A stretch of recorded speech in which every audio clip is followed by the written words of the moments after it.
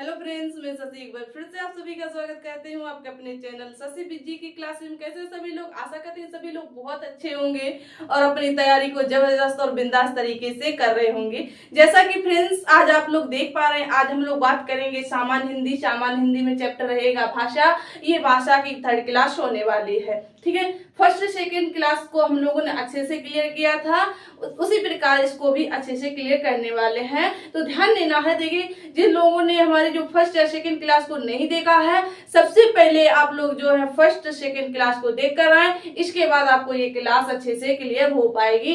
क्योंकि हमारी जितनी भी क्लासें होती हैं, जिस टॉपिक से होती है, एक दूसरे से जुड़ी हुई होती हैं, ठीक है। तो सबसे पहले आप लोगों को जो है फर्स्ट सेकेंड क्लास देखनी है, फिर पढ़ेंगे आप लोग थर्ड क्लास। और फर्स्ट सेकेंड क्लास में हम आपको बता दें कि हमने कौन कौन से बिंदु क्लियर किए थे, ताकि आप लोग जो है एक बार देख के आए, ठीक है। तो देखिए, जो हम लोगों ने फर्स्ट क्लास में जाना था कि भाषा क्या है, भाषा की उत्पत्ति कहाँ से हुई है, भाषा की प्रमुख विशेषताएं क्या है, ठीक है। और इसके सीखने की विधि क्या है, हम लोग किस प्रकार इसको सीखते हैं, इसका अनुकरण किस प्रकार करते हैं, जिज्ञासा क्या है, रुचि क्या है, इनको हम लोगों ने फर्स्ट क्लास में डिस्कस किया था, ठीक है। इसके बाद हम लोगों ने सेकेंड क्लास में जाना था कि जो हमारी भाषा है ये ऐतिहासिक दृष्टि से किस प्रकार इसका महत्व है, भौगोलिक दृष्टि से इसका कितना विस्तार है, और आज हम लोग जानेंगे ऐतिहासिक एवं राजनैतिक दृष्टिकोण से भाषा।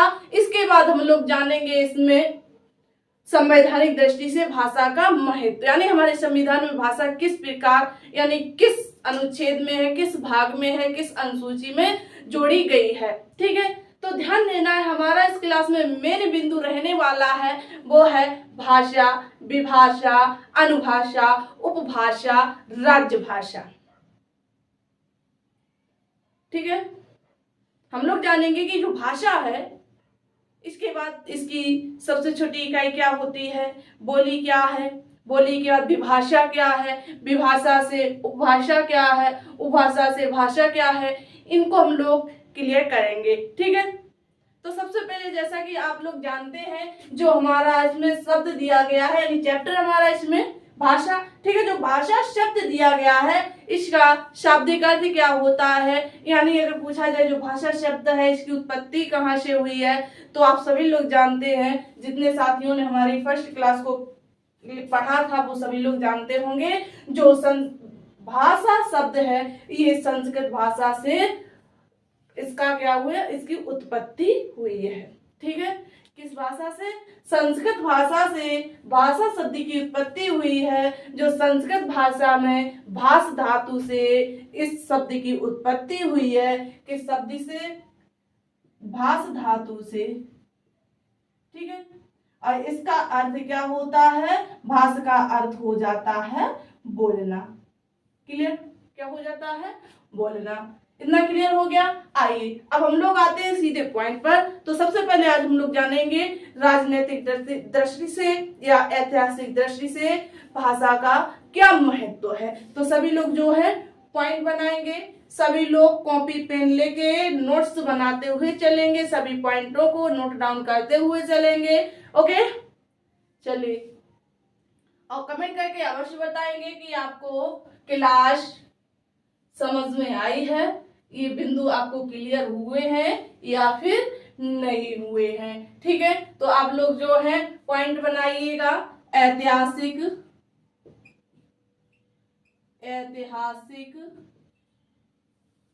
व राजनीतिक, क्या है, ऐतिहासिक व राजनैतिक दृष्टिकोण से, राजनैतिक दृष्टिकोण से भाषा। सभी लोग जो है पॉइंट नोट डाउन करेंगे, ऐतिहासिक व राजनैतिक दृष्टिकोण से भाषा, ठीक है। आप लोगों ने इतना पॉइंट क्लियर कर लिया। अब देखिए, जो हमारी भाषा है इसका इतिहास में क्या महत्व था, और राजनीतिक दृष्टि से अगर देखा जाए तो इसका क्या महत्व है। इसी में एक बिंदु और ऐड कर लीजिएगा, ऐतिहासिक व राजनीतिक ज्ञान या फिर संवैधानिक दृष्टिकोण से भाषा। इसी में तीनों पॉइंट क्लियर हो जाएंगे। ठीक है, क्या? संवैधानिक दृष्टिकोण से भाषा, संवैधानिक दृष्टिकोण से भाषा बनाया सभी ने, इसलिए ऐड कर दिए हैं कि तीनों पॉइंट एक दूसरे से संबंधित हैं, तो ये की हेडिंग में एक क्लियर हो जाएंगे। ठीक है, चलिए अब देखिएगा, अगर हम बात करें राजनीतिक या संवैधानिक दृष्टिकोण से भाषा का हमारे जीवन में क्या महत्व है या फिर हमारे भारत में भाषा का क्या महत्व है, तो ध्यान देना है जो हमारी भाषा है ये भारतीय संविधान की कौन अनुसूची में सम्मिलित की गई है। तो ध्यान देना, अगर आपसे कोई पूछ दे जो हमारी भाषा है इसका विवरण किस अनुसूची में मिलता है, तो आप लोगों को बताना होगा इसका विवरण अनुसूची 8 में मिलता है। और किस भाग में है, तो संविधान के भाग 17 में है। और किस अनुच्छेद में है, तो अनुच्छेद 343 में इसका विवरण दिया गया है। ठीक है, तो इसमें एक पॉइंट जो है इसको नोट कीजिएगा कि भारतीय संविधान की अनुसूची 8 में भारतीय संविधान की अनुसूची 8 में 22 भाषाओं का, कितनी भाषाओं का? 22 भाषाओं का उल्लेख मिलता है। कईवीं अनुसूची में? 8वीं अनुसूची में 22 भाषाओं का, 22 भाषाओं का उल्लेख मिलता है। कितनी भाषाओं का उल्लेख मिलता है? 22 लैंग्वेज का उल्लेख मिलता है। ठीक है, उल्लेख मिलता है। क्लियर है? अब ध्यान देना है जो हमारे संविधान में 22 भाषाएं हैं वो कौन कौन सी भाषाएं हैं, एक बार आप लोग सुनेंगे और नोट डाउन करेंगे। ठीक है, जो हमारे संविधान में 22 भाषाएं हैं कौन कौन सी हैं, तो आप लोग नोट करेंगे। हम आपको ऐसे ओनली बोले दे रही हूँ, ठीक है, नहीं तो हम नोट करेंगे, इसमें तो टाइम लगेगा और आप लोग जो है लिख तो लेते हैं। ठीक है, चलिए नोट कीजिएगा। तो देखिए, पहले है असमिया, दूसरी बंगाली, तीसरी गुजराती, हिंदी, कन्नड़, कश्मीरी, कोंकणी, मलयालम, मणिपुरी, मराठी, नेपाली, उड़िया, पंजाबी, संस्कृत, सिंधी, तमिल, तेलुगु, उर्दू, संस्कृत या फिर बोडो, संथाली, मैथिली, डोगरी। 22 भाषाएं हो गई। कौन कौन सी, एक बार फिर से रिपीट कीजिएगा। पहले लिखिएगा असमिया, बंगाली, गुजराती, हिंदी, कन्नड़, कश्मीरी, कोंकणी, मलयालम, मणिपुरी, मराठी, नेपाली, उड़िया, पंजाबी, संस्कृत, सिंधी, तमिल, तेलुगु, उर्दू, बोडो, संथाली और मैथिली, इसके बाद डोगरी। क्लियर होगी? चलिएगा, बहुत अच्छी बात है, नोट कर लीजिएगा। इतना क्लियर हो गया होगा। अब आप लोग जो है आप बताएंगे, अगर आपसे यहीं पर एक प्रश्न पूछ दिया जाए कि जो हमारा संविधान है इसमें मूल संविधान में कितनी भाषाओं का उल्लेख मिलता है, मूल संविधान में कितनी भाषाओं को जोड़ा गया था, ये इंपॉर्टेंट पॉइंट बन जाता है यहाँ पर। ठीक है, और अगर सिर्फ पूछा जाए कि संविधान में टोटल कितनी भाषाएं जोड़ी गई या कितनी भाषाओं का उल्लेख किया गया है, तो ये भी प्रश्न अलग से बन जाता है। तो ध्यान देना है, दोनों पॉइंट आप लोग जो है नोट डाउन करेंगे। तो मूल संविधान में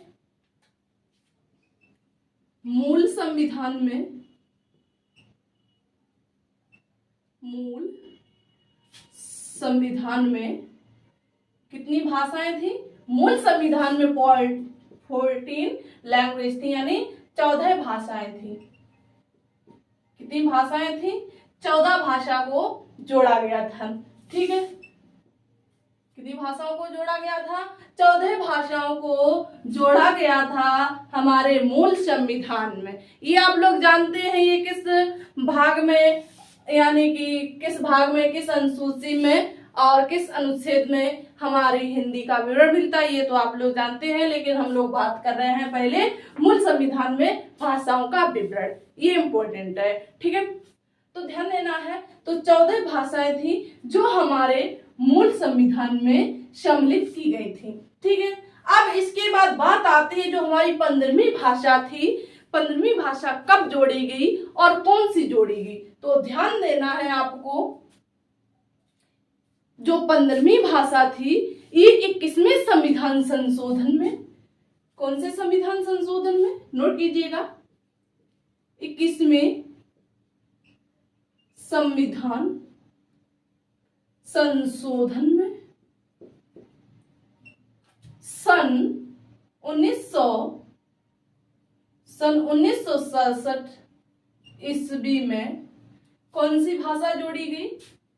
सिंधी भाषा जोड़ी गई। कौन सी भाषा जोड़ी गई?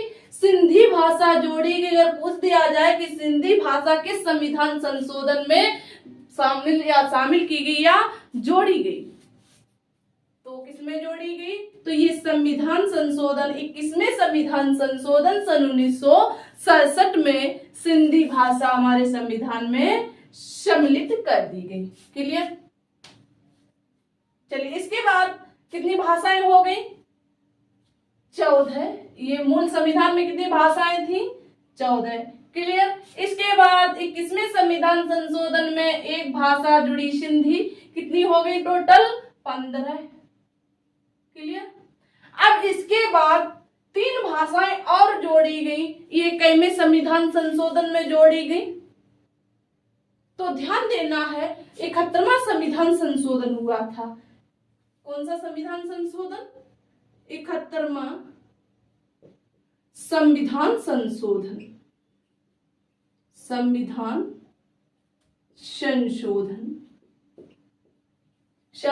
संशोधन 1973 ईस्वी में। 71वां संविधान संशोधन सन 1973 ईस्वी में 3 भाषाएं हमारे संविधान में सम्मिलित की गई। कौन कौन सी थी?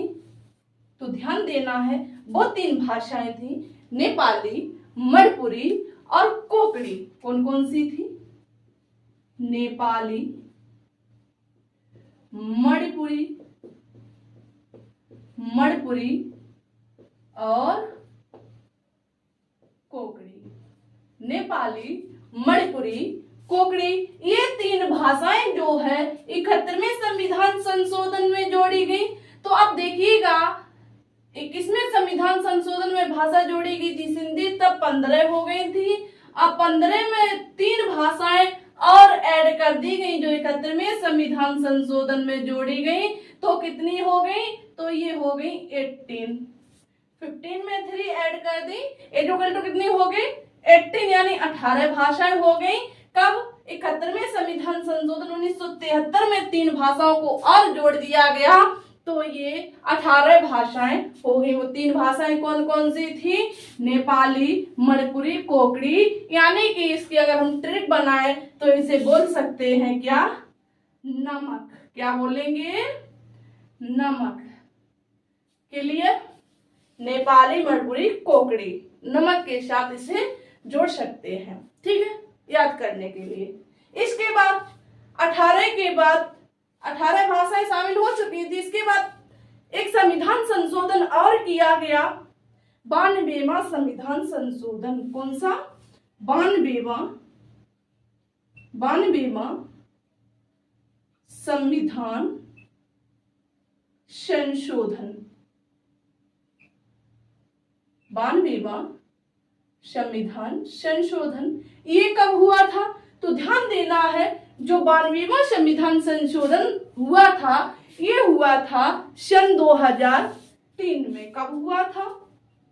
सन 2003 में 92वां संविधान संशोधन हुआ था। इसमें कितनी भाषाएं जोड़ी गई थी? तो इसमें 4 भाषाएं जोड़ी गई थी। कितनी भाषाएं ऐड की गई थी? तो इसमें 4 भाषाएं जोड़ी गई थी। कौन कौन सी थी? तो ध्यान देना है। पहली है मैथिली, दूसरी बोडो,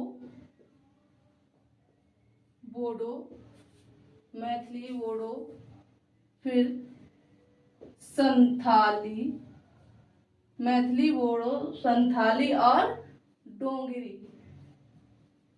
मैथिली, बोडो, संथाली और डोंगरी, ये 4 भाषाएं जोड़ी गई थी। कब? 92वें संविधान संशोधन 2003 में। तो अब ध्यान देना है, जब 71वें संविधान संशोधन में 3 भाषाएं जोड़ी गई तब 18 हो गई थी। अब 18 में 4 और ऐड करेंगे, कितनी हो जाएंगी? 18 में +4, तो ये कितनी हो जाएंगी? 22 हो गई 22 भाषाएं।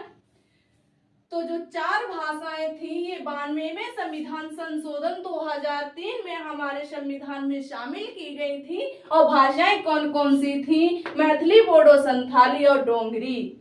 ठीक है, मैथिली, बोडो, संथाली, डोंगरी। MBSD कैसे इसको हम डिलीट कर सकते हैं? MBSD, ठीक है, MBSD क्लियर है? या कह सकते हैं MSVD, जैसे आप लोग याद कर पाए, कॉमन है।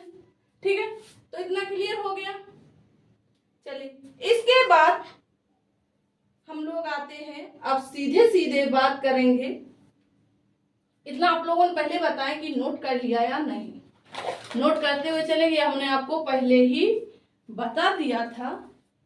सभी लोग जो है सभी पॉइंटों को अच्छे से नोट करते हुए चलेंगे। ओके, इसमें कोई डाउट नहीं होना चाहिए, ये आपके फायदे की ही बात है। ठीक है, चलिए हमारा क्या, हम तो बोलकर निकल जाएंगे, लेकिन आपको कब तक याद रहेगा? 1 दिन, 2 दिन, 3 दिन, इससे ज्यादा नहीं रहेगा। ठीक है, जब इसको आप 1-2 बार या 3 बार पढ़ेंगे तो ये आपको हमेशा याद रहेगा। अब 1-2-3 बार कब पढ़ पाएंगे? जब आप नोट करेंगे तभी तो पढ़ पाएंगे। तो इसलिए आप लोग नोट करते हुए चलेंगे। ओके, बहुत अच्छे। सभी साथी जो है अपना काम ध्यान से कर रहे हैं। चलिए अब इसके बाद हम लोग सीधे आते हैं अपने पॉइंट पर। हमने आपको बताया था आज की क्लास का मुख्य बिंदु है भाषा, विभाषा, उपभाषा, है ना? तो आप लोग जो है क्लास को बिल्कुल भी स्किप नहीं करेंगे, हमने आपको ये पहले ही बता दिया था। सभी बिंदु को अच्छे से क्लियर करते हुए चलेंगे। ठीक है, ये हटा दें। ठीक है, अब इसके बाद हम लोग सीधे सीधे आते हैं किस पर? भाषा पर। ठीक है, चलिए क्या? भाषा। अब देखिए यहां से भी एग्जाम में प्रश्न बनते हैं। अब यहाँ से देखिए जो एग्जाम हुआ था यूपी वीडियो का, यहाँ से प्रश्न पूछा गया था। किस प्रकार पूछा गया था? ये आप जो है ये वाला जो बिंदु है इसको क्लियर करेंगे, इसके बाद हम आपको बताएंगे कि ये प्रश्न किस प्रकार से पूछा गया था। ठीक है, चलिए अब देखिए जो भाषा है, अगर पूछ दिया जाए कि भाषा का सबसे छोटा रूप क्या होता है, क्या है कि जो हमारी भाषा है इसका सबसे छोटा रूप क्या होता है, कोई बताएगा? तो ध्यान देना है, जो हमारी भाषा है इसका सबसे छोटा रूप, नोट कीजिएगा, इसका सबसे छोटा रूप बोली होती है। क्या होता है? इसका सबसे छोटा रूप बोली होती है। क्लियर? क्या होती है? बोली होती है। चलिए इतना क्लियर हो गया। इसके बाद हम लोग जानेंगे जो बोली है, ये क्या? बोली क्या? बोली। ठीक है, अब देखिए आप लोग जानते हैं बोली क्या है। जो आम लोग बोलते हैं वो क्या है, बोली है।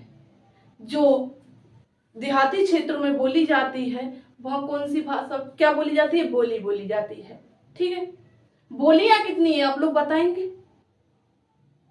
बोलियां मात्र 17 या 18 बोलियां, कहीं कहीं पर 17 देखने को मिलती हैं तो कहीं कहीं पर 18 बोलियां देखने को मिलती हैं। ठीक है, और ये 17-18 बोलियां हैं, ये अलग अलग क्षेत्रों में अलग अलग प्रकार से बोली जाती हैं। जैसे इसकी जो मुख्य विशेषता रहती है बोली की, ये छोटे क्षेत्रों में विकसित होती है। जो हमारी बोली होती है ये बहुत सारे क्षेत्र में एक जैसी बोली नहीं बोली जाती है। ये बोली का एक अपना सीमित क्षेत्र होता है। क्या होता है इसमें, कहें तो कि बोली का इसका विकसित क्षेत्र नहीं होता है, यानी बहुत छोटा सा क्षेत्र होता है जो हमारी बोली होती है।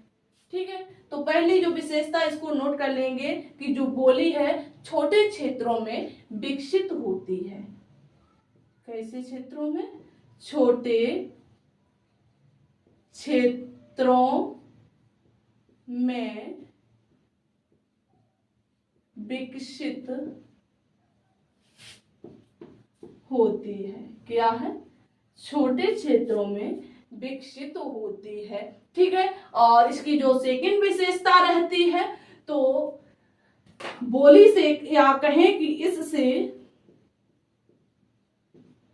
इससे सामान्य या कहें साहित्य में रचनाएं नहीं की जा सकती हैं। इससे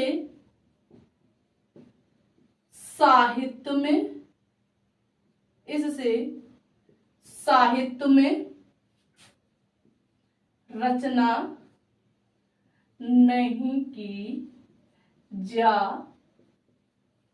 सकती है। क्लियर है?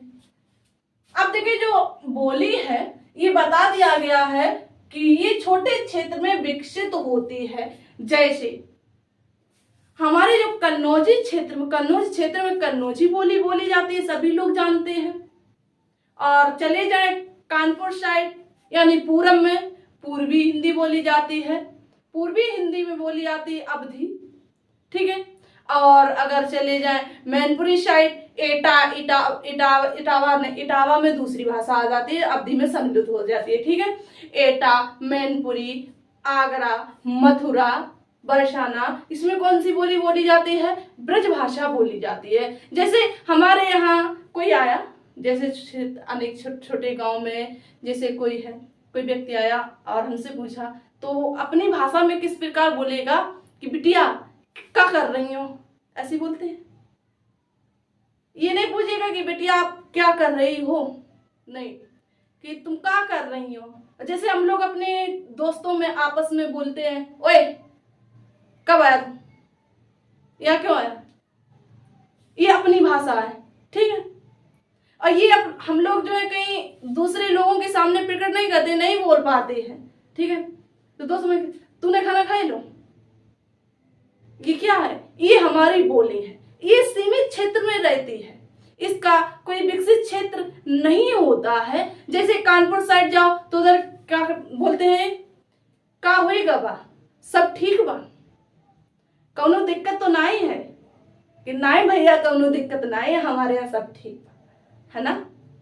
और ब्रज भाषा, तो ब्रज भाषा अगर देखा जाए तो ब्रज भाषा में श्री कृष्ण यशोदा मैया से कहते थे, मैया मैंने नहीं माखन खायो, इन्होंने झूठो दोष लगायो, है ना। ये अपने अलग प्रकार से बोली बोलते थे। ठीक है, तो ये क्या है, बोलियां हैं। क्लियर हुआ? तो बोली क्या है, बोली का अपना एक छोटा रूप है, या कहें जो बोली है ये छोटे क्षेत्रों में विकसित होती है, इसमें रचनाएं नहीं की जा सकती है। ये बात भी बिल्कुल क्लियर है, बिल्कुल सही है। हम लोग बताइए, अगर कोई कवि है या कोई लेखक है, अगर आम बोली में रचना करने लगे तो क्या ये हर कोई पढ़ सकेगा, हर कोई समझ पाएगा? नहीं समझ पाएगा।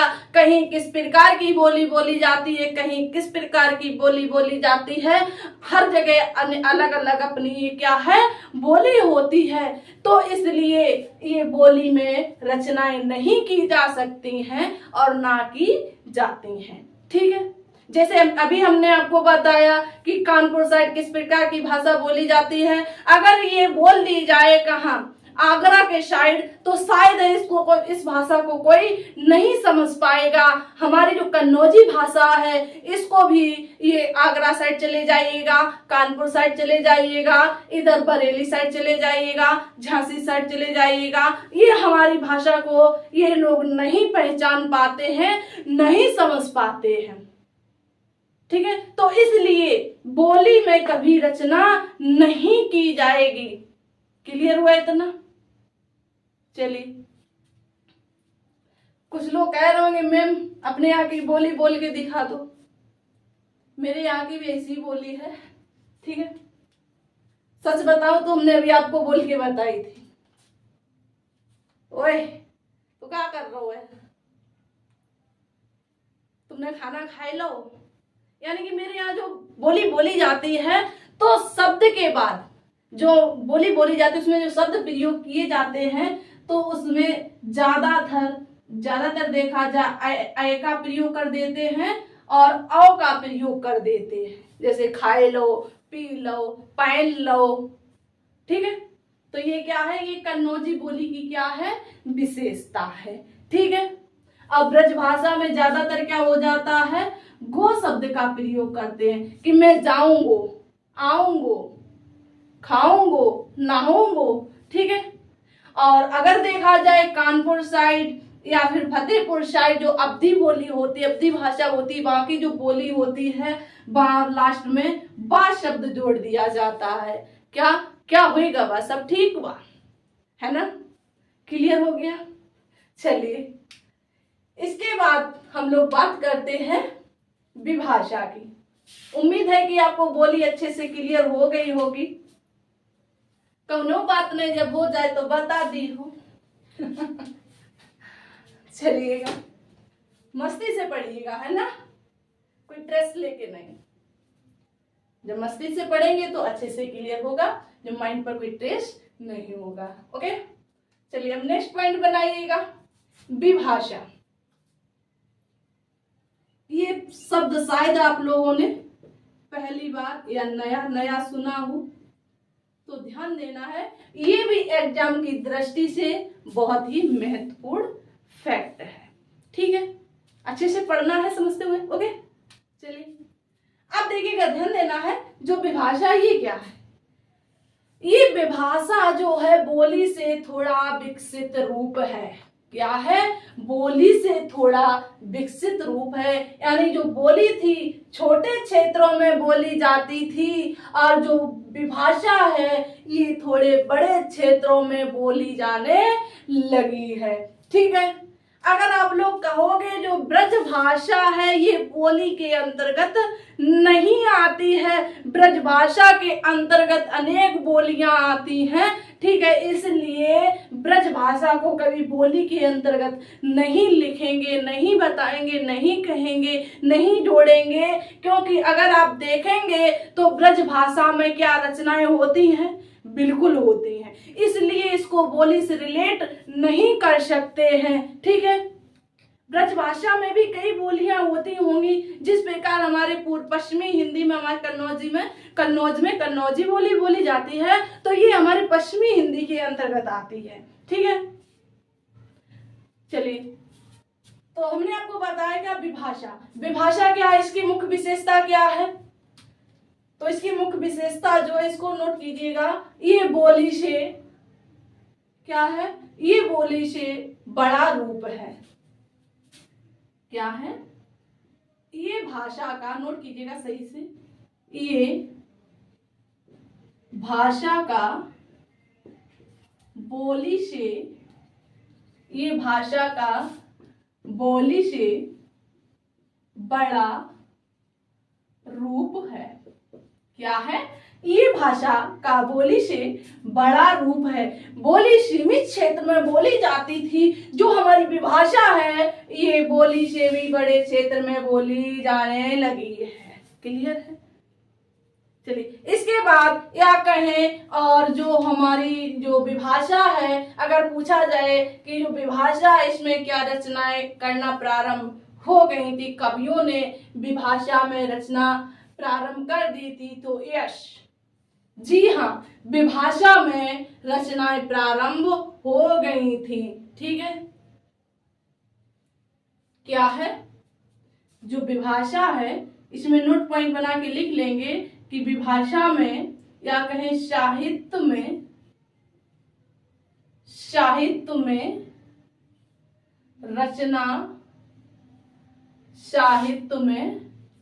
रचना प्रारंभ हो गई थी। रचना प्रारंभ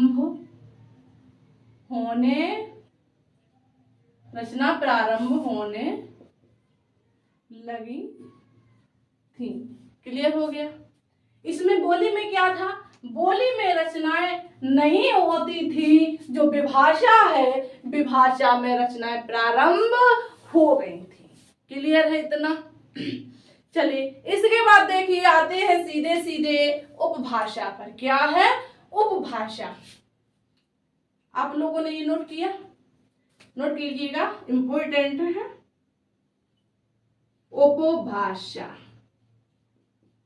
हमने आपको बताया, जो देखिए यूपी वीडियो का जो री एग्जाम हुआ था तो उसमें ये बिंदु किस प्रकार जोड़ जोड़ कर इसे प्रश्न बनाया गया था, शिप घुमाने के लिए। क्योंकि सभी लोग जो है, कुछ लोग जो है इन सभी पॉइंटों पर फोकस नहीं करते हैं, सभी फैक्टों को नहीं बताते हैं, तो कुछ लोगों ने शायद कर भी नहीं पाया होगा। तो इसलिए आप लोग ऐसा ना करें कि आप लोगों को भी छोड़ना पड़े। तो इसलिए आपको सारे पॉइंट अच्छे से क्लियर करने होंगे और अच्छे से नोट करने होंगे और अच्छे से याद करने होंगे। याद करने को कुछ है नहीं, सिर्फ एक बार समझ लेंगे तो इसमें जो है माइंड में सेट हो जाएगा। ओके, चलिए अब देखिए जो उपभाषा है ये क्या है। अब ध्यान देना है, जो हमारी उपभाषा है ये क्या है, कुछ नहीं है।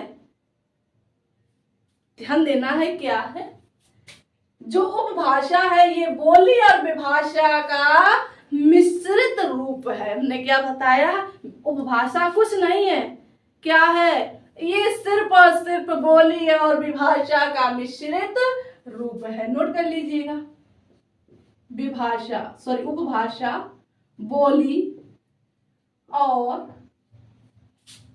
बोली और विभाषा का मिश्रित रूप है। बोली और विभाषा का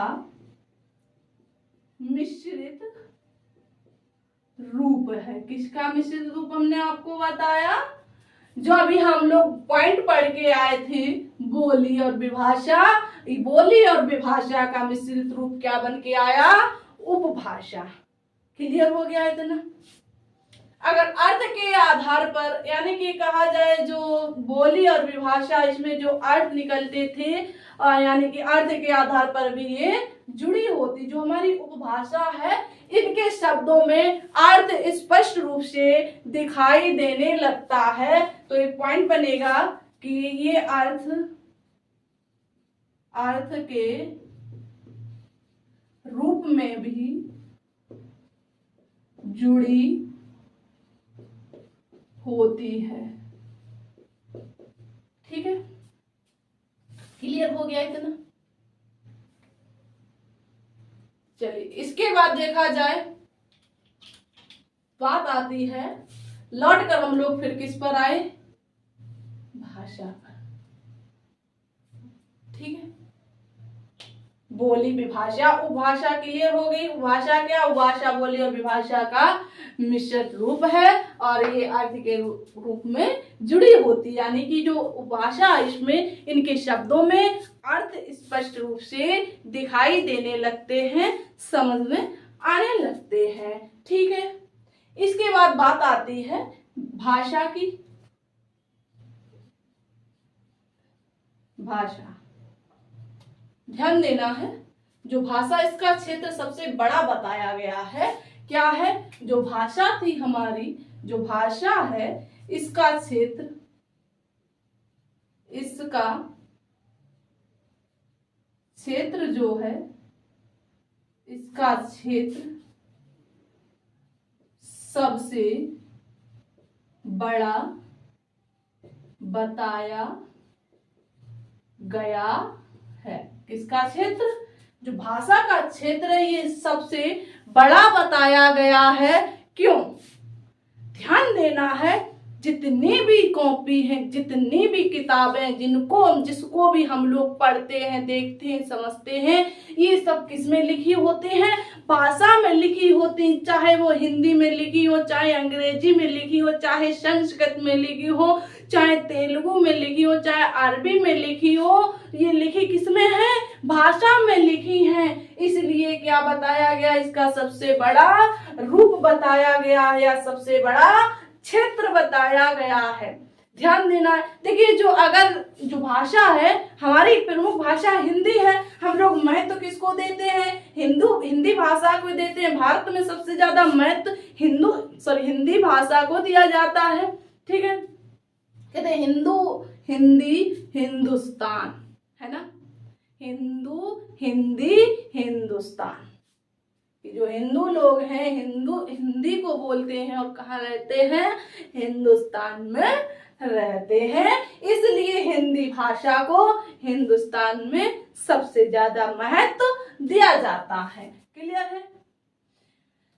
तो हमने आपको क्या बताया, जो भाषा इसका सबसे बड़ा रूप बताया गया है। जैसे हमारे यहाँ खड़ी बोली में यानी हिंदी भाषा में रचनाएं की जाती हैं, तो ये रचना अगर हिंदी भाषा में कोई भी किताब लिखी गई है तो ये लिखी गई किताब, जो लिखी हुई बुक है, ये कहीं भी भेज दी जाए, चाहे अमेरिका, चाहे किसी भी देश में भेज दी जाए, रूस, कनाडा, जापान, इंग्लैंड, कहीं भी भेज दी जाए, तो इसको स्पष्ट रूप से लोग पढ़ सकते हैं, क्योंकि ये स्पष्ट रूप से लिखी हुई है। इसको एक बार लोग भाषा को समझेंगे और इसको पढ़ने लगेंगे। ठीक है, चाहे अंग्रेजी में आप लोग बताइएगा कि जो हम लोग सब्जेक्ट पढ़ते हैं अंग्रेजी, इसको हम लोग पढ़ लेते हैं ना, ये क्या हमारे देश की भाषा थी?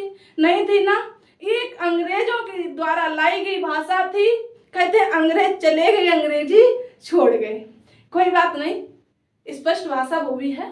ठीक है, चलिए, तो हमने आपको क्या बताया, चाहे अंग्रेजी भाषा जो हम लोग पढ़ते हैं उसको समझ लेते हैं, तो इसलिए इसका क्षेत्र बड़ा बताया गया। चाहे वो ब्रिटेन से लिख के आए, चाहे इंग्लैंड से लिख के आए, चाहे जापान से लिख के आए, कहीं से भी लिखी गई हो अंग्रेजी भाषा, उसको हम लोग पढ़ लेते हैं। किसी क्षेत्र में भेज दी जाए, कहीं भी भेज दी जाए, तो वहां के लोग उसको स्पष्ट रूप से पढ़ सकते हैं। ठीक है, चाहे संस्कृत भाषा हो, संस्कृत भाषा ज्यादातर अगर देखा जाए तो हमारे भारत में इसको महत्व दिया जाता है, क्योंकि संस्कृत भाषा हमारी हिंदी की आदि जननी मानी जाती है। क्या मानी जाती है? संस्कृत भाषा जो है हमारे हिंदी भाषा की आदि जननी मानी जाती है। ठीक है, अब जननी किसे कहा जाता है? तो हिंदी भाषा की जननी अपभ्रंश को कहा जाता है। इतना ध्यान रखना है। ठीक है, ये हम लोग शायद पहले फर्स्ट क्लास में अच्छे से क्लियर करके आए हैं। ठीक है, इतना क्लियर हुआ। और जो हमारी भाषा होती है इसका स्वयं का क्या होता है? व्याकरण होता है।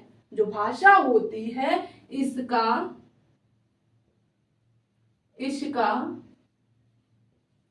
स्वयं का क्या होता है? व्याकरण। अब इनका स्वयं का व्याकरण होता है, इसका स्वयं का क्या होता है? ग्रामर होता है। अब देखिएगा, सही बात है, हर भाषा का अपना एक व्याकरण है। अंग्रेजी भाषा का अलग व्याकरण यानी ग्रामर अलग है, और हिंदी भाषा का व्याकरण अलग है, उर्दू भाषा का व्याकरण अलग है, संस्कृत भाषा का व्याकरण अलग है। अगर आप जितनी भी भाषाएं पढ़ेंगे उनका जो व्याकरण होता है सबका क्या होता है? अलग अलग होता है। तो इसमें बताया गया कि जो भाषा है इसका अपना क्या होता है? व्याकरण होता है। और जो भाषा है इसके पास शब्दों का भंडार होता है। क्या है? भाषा के पास शब्दों का भंडार, शब्दों का भंडार होता है। ठीक है। अब देखिएगा, भाषा हम अपनी बोली को सम्मिलित नहीं कर सकते हैं। जो हमारी भाषा, अगर भाषा में कभी लोग जो है, लेखक लोग जो है रचना करते हैं, अगर आपने कोई किताब पढ़ी है जैसे पूस की रात, सभी लोगों ने पढ़ी होगी, पूस की रात है, या फिर कहें 12th क्लास में एक बहुत अच्छा टॉपिक है पंच नाइट। ठीक है। तो देखिए उसमें ये सभी लोगों ने पढ़ी हो, चाहे आर्ट वाले हो, चाहे साइंस वाले हो, चाहे मैथ वाले हो। ठीक है। हिंदी सबके पास होती है। तो उसमें देखिए मुंशी प्रेमचंद्र द्वारा लिखित है ना। तो उसमें देखिएगा, अगर उसमें गांव वाली भाषा लिखी होती तो क्या ये कहीं अन्य जगह लोग समझ पाते? नहीं समझ पाते। या कन्नौजी भाषा को उसमें शामिल कर दिया जाता, या कहें अवधी भाषा को उसमें शामिल कर दिया जाता, तो क्या सभी लोग समझ पाते? नहीं समझ पाते। ठीक है। क्योंकि उसमें बोलियों को सम्मिलित नहीं किया जाता है। जो हमारी रचनाएं है, रचना बोलियों से नहीं की जाती है। किससे की जाती है? ये भाषा से की जाती है, यानी कि विभाषा या उपभाषा से की जाती है। ठीक है। तो इसलिए कभी भी भाषा में बोली का प्रयोग नहीं करेंगे। ठीक है। इतना क्लियर हुआ? चलिए अब देखिए, हमने आपको बताया था जो यूपी बोर्ड यूपी वीडियो का जो री एग्जाम हुआ था, उसमें किस प्रकार से प्रश्न पूछा गया था, तो इसको आप लोग जो है नोट कर लीजिएगा। उम्मीद है कि सभी ने साथ साथ नोट किया होगा। चलिए बहुत अच्छी।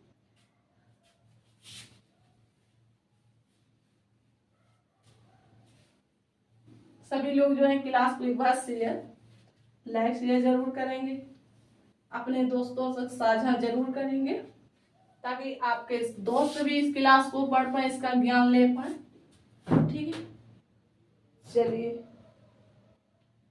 आपके साथ साथ हम भी आगे बढ़ पाए। ठीक है। आपका सहयोग ही सबसे महत्वपूर्ण है। तो देखिएगा, इसमें जो हमने आपको बताया यूपी वीडियो री एग्जाम में, BDO री एग्जाम में किस प्रकार प्रश्न पूछा गया था? प्रश्न था निम्नलिखित, प्रश्न था शायद ऐसे, निम्नलिखित तत्वों को क्रम से लिखिए। क्या था? निम्नलिखित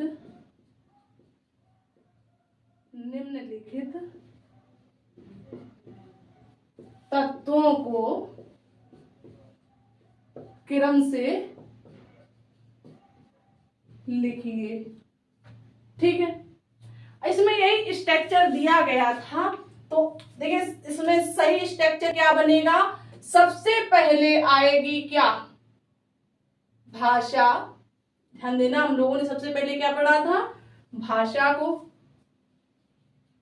जो इसका सही रूप होगा इसको आप लोग लिखिएगा, भाषा। इसके बाद बोली। बोली से बड़ा रूप क्या है? विभाषा। विभाषा जो है बोली से थोड़ा बड़ा रूप है। विभाषा के बाद आती है उपभाषा। उपभाषा विभाषा से बड़ा रूप है। उपभाषा उपभाषा के बाद आती है राजभाषा। क्या आती है? राजभाषा। ठीक है। राजभाषा। इसका आंसर ये सही था। भाषा, बोली, विभाषा, उपभाषा और राजभाषा, इस प्रकार से प्रश्न पूछा गया था। तो उम्मीद है कि अब आप लोग इसको सही करके आएंगे। अगर आपके सामने ये प्रश्न आ जाए तो आशा है कि आप लोग सभी लोग जो है अच्छे से, यानी कि सही करके आएंगे इसमें अच्छे से, और इसमें कोई बात ही नहीं है। ठीक है। ठीक है। चलिएगा, इसके बाद अब हम लोग पढ़ेंगे क्या, उपभाषा को। ठीक है, उपभाषा को पढ़ेंगे। उपभाषा में हम लोग जानेंगे कि कितनी उपभाषाएं, भाषा में कितनी उपभाषाएं हैं और उपभाषा में कितनी बोलियां आती हैं। ठीक है, क्लियर है आप लोगों को? पॉइंट बनाइएगा। उपभाषा, अब थोड़ा फास्ट करेंगे। ठीक है, उपभाषा। तो ध्यान देना है, हमारे हिंदी भाषा में 5 उपभाषाएं आती हैं। क्या है? हिंदी भाषा में 5 उपभाषाएं आती हैं। कितनी उपभाषाएं आती हैं? 5 उपभाषाएं आती हैं। कौन कौन सी? नोट कर लीजिएगा। पहली है पश्चिमी हिंदी,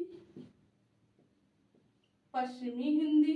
इसके बाद राजस्थानी हिंदी, राजस्थानी हिंदी, राजस्थानी हिंदी। इसके बाद पूर्वी हिंदी, पूर्वी हिंदी। पश्चिमी हिंदी, राजस्थानी हिंदी, पूर्वी हिंदी।